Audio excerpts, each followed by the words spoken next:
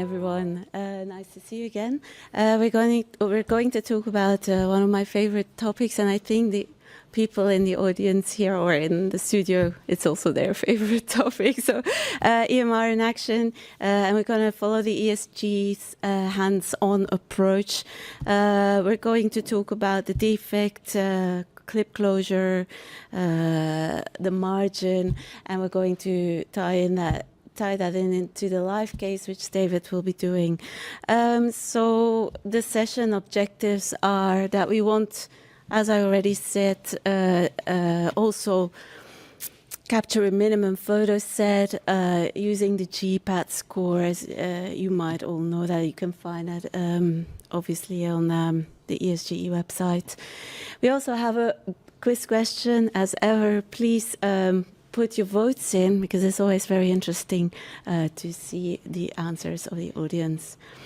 So we're going to start with my presentation, read the defects, read the risk, and we're going to try to keep it as practical as possible.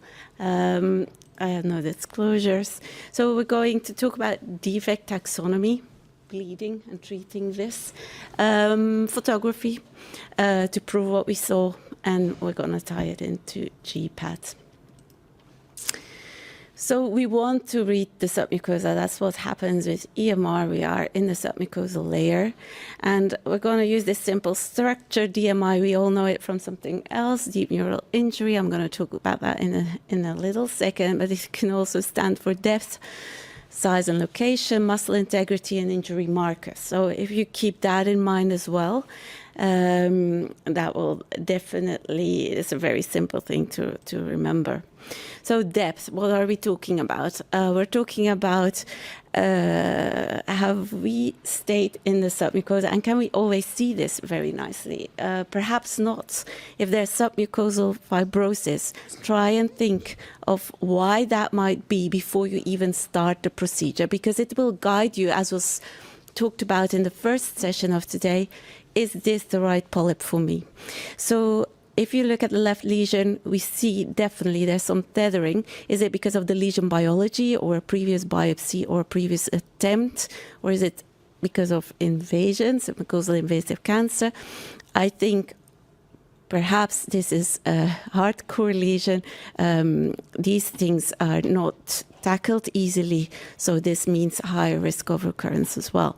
So why would this be? This probably is lesion biology. It's a non-granular polyp. They're known to be to have more submucosal fibrosis.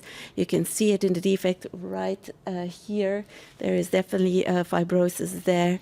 This is another example of clear fibrosis. So what do we do if we try and read that defect? Because it's getting much harder to read the submucosa when we see that. So that's why your initial assessment photography, and when you refer a patient, the photography is so important that we can already have an idea.